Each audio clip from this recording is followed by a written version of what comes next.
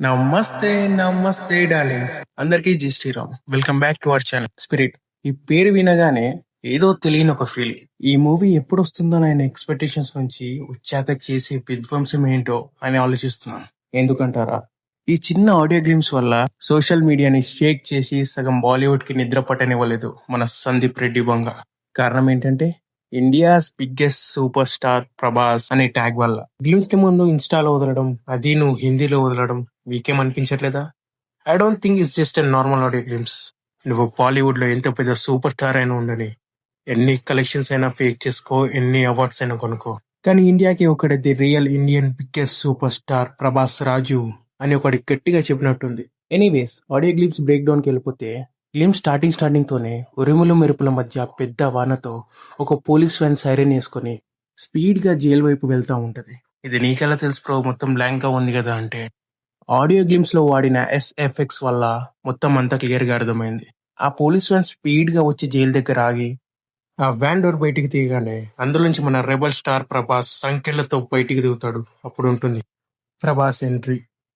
దాని తర్వాత van door close చేసి ప్రభాస్ చేతులను కట్టేసిన సంకెళ్లను పట్టుకొని ఒక పోలీస్ ఆఫీసర్ జైల్ డోర్ వైపు వెళ్తా ఉంటాడు. ఆ జైల్ ఐరన్ డోర్ ని తన అరచేతితో 3 టైమ్స్ నాక్ చేస్తాడు.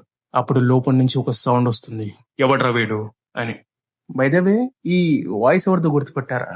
గుర్తుపడితే కింద కామెంట్ చేసేయండి, లేకపోతే నేను వీడియో ఎండ్ లో చెప్తాను. ఆ వాయిస్ అలా అడగగానే ఆ పోలీస్ ఆఫీసర్ అజయ్ క్యారెక్టర్ జైల్లో కొత్త ఎంట్రీ అని చెప్తాడు. అప్పుడు next Prakash Raj character voice వస్తుంది. ప్రకాష్ రాజ్ ప్రభాస్ ని సరిగ్గా ట్రీట్ చేయకుండా చాలా రూడ్ గా బిహేవ్ చేస్తాడు. ఎలా అంటే, ఇదేం నీ ప్యారెడ్ గ్రౌండ్ కాదు, ఫాస్ట్ గా నడు అని అంటాడు. అప్పుడు వెంటనే అజయ్, సార్ అతను ఒక IPS officer, academy topper. Sandeep Reddy Vanga heroes లో నాకు నచ్చే థింగ్ ఏంటంటే, వాళ్ళు చదివే స్టడీస్ లో నుంచి చేసే జాబ్ వరకు వాళ్ళు టాప్ లో ఉంటారు. ఎలా అంటే, అర్జున్ రెడ్డిలో అర్జున్ ఒక టాప్ సర్జన్, యానిమల్ లో Ranvijay successfully space craft engineer. అలాగే స్పిరిట్ లో ప్రభాస్ కూడా ఒక సిన్సియర్ కాప్ అని వంగామామ మనకి స్టార్టింగ్ నుంచి చెప్తానే ఉన్నారు. అజయ్ అలా అనేసరికి ప్రకాష్ రాజ్, ఇక్కడ ఆల్ఫాబెట్స్ ఉండవు, ఓన్లీ నంబర్స్ ఏ ఉంటాయి. ముందు వీటికి బ్లాక్ స్లేట్ ఇచ్చి డీటెయిల్స్ రాసి left right and straight photos తీయండి అని చెప్తాడు. బై ద వే, ఈ left right and straight photos ఎందుకు తీస్తారో తెలుసా క్రిమినల్స్ కి?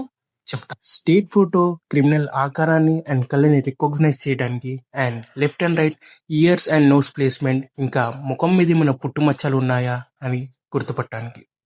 ఆ బ్లాక్ స్లేటే ఎందుకు తీసుకుంటారంటే, బ్లాక్ మీద వైట్ చాక్ రిఫ్లెక్షన్ చాలా షార్ప్ గా ఉంటుంది.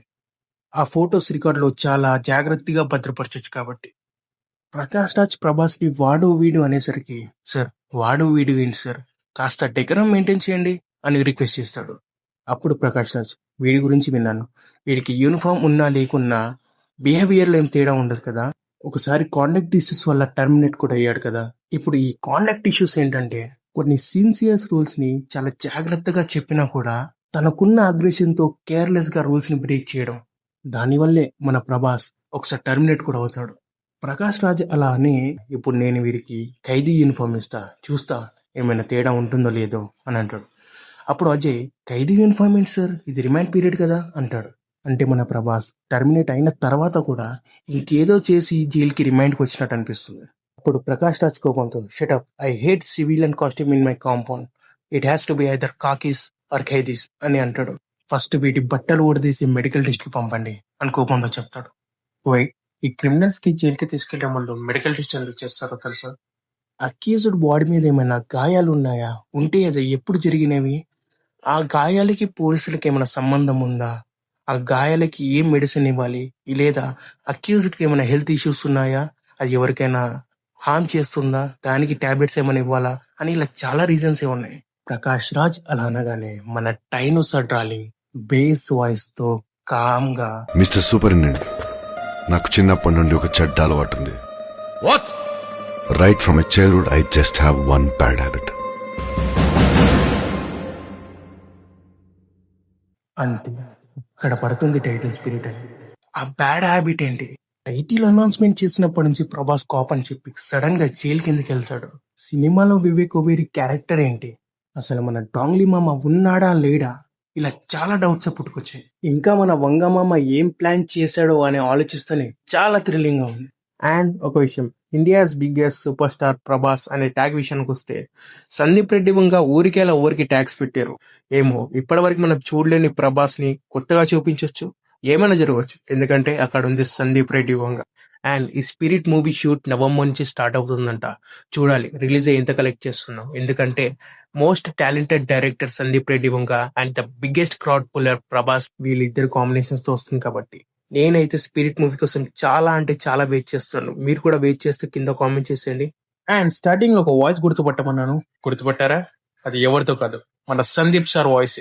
అండ్ ఫైనల్ గా చెప్పొచ్చేది ఏంటంటే ఈ వీడియోకి ఇంతే డార్లింగ్స్. సరే డార్లింగ్స్, ఉంటాను. మళ్ళా సబ్స్క్రైబ్.